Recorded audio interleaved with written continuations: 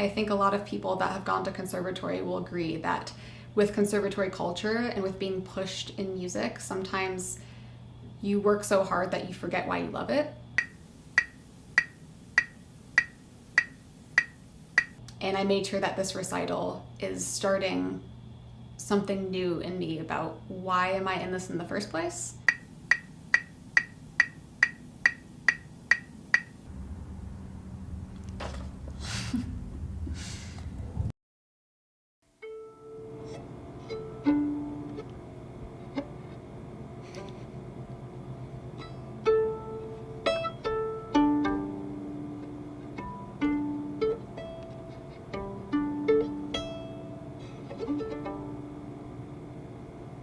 My name is Emily Zwijack, and my primary instrument is the violin.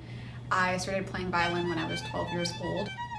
I'm now 21. We're coming up on the 10th full year of playing violin this April.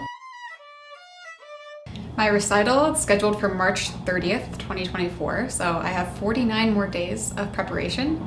It's really just at the end of my degree to show all these 4 years, everything that I've learned and worked with my teachers, and to kind of compile things I've learned about making music in my classes as well, all the music theory, all the history. How do I take all of that with my skills and come up with interpretation for these pieces and to perform them with meaning? There's kind of like a theme I have to my recital. Every single piece means something. It's about some story. It's something that I went through, something in my life that I've experienced. When I dive deeper into that, I can find what it is in my life that I'm feeling, or a really important message that maybe I can't voice with my words that I want to show through music. That's what it's going to be about.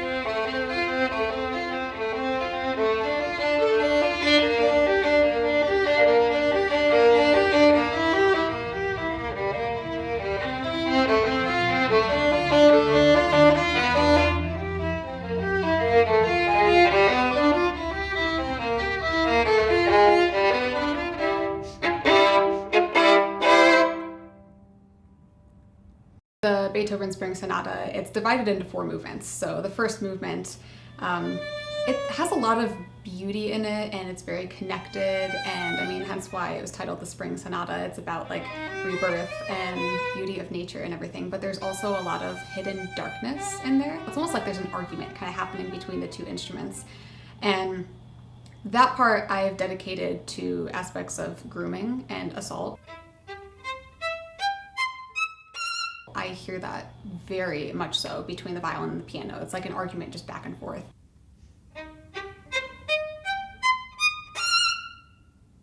And then it kind of fades into the second movement of just sorrow, and you can almost hear like the violin being silenced by the piano. Then that shifts over into the third movement, which is just screaming rebirth and spring, where the violin is playing all of these scales up and down, all these fast notes. To me, it's really about independence and breaking free. And then the fourth movement is like the aftermath of breaking free, then how you move forward in life.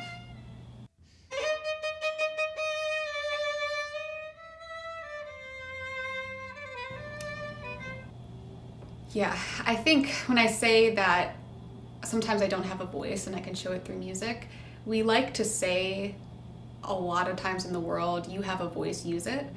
But there are many times where that is not true and you can't use your voice. And there have been many of my life experiences that I haven't been able to use my voice that are really life-consuming that I've gone through.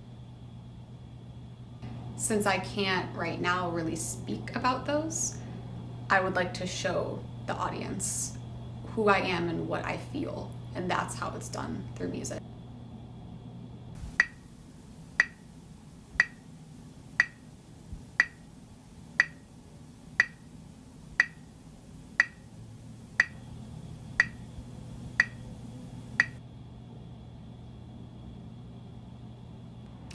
Through preparation for this recital, it's reminded me that my purpose in music and why I love it is because that is quite literally my voice. As I said, that we don't always have a voice in this world and this society. That's why I'm in music, is that that's what keeps me alive. That's what allows me to speak my voice and to tell my stories. Putting together this program in particular really relates to that. Every piece has been carefully interpreted and dedicated to stuff that means a lot to me.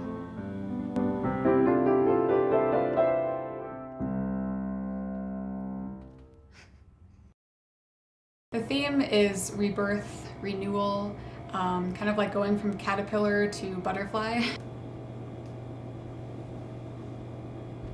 I think that rebirth has a lot to do with becoming an adult, quite literally, becoming this new person. Being in college and surviving conservatory almost, making it through my recital, and just learning how to live by myself and find out who I am. I have really changed and learned a lot about myself and who I want to be and what my purpose is in life.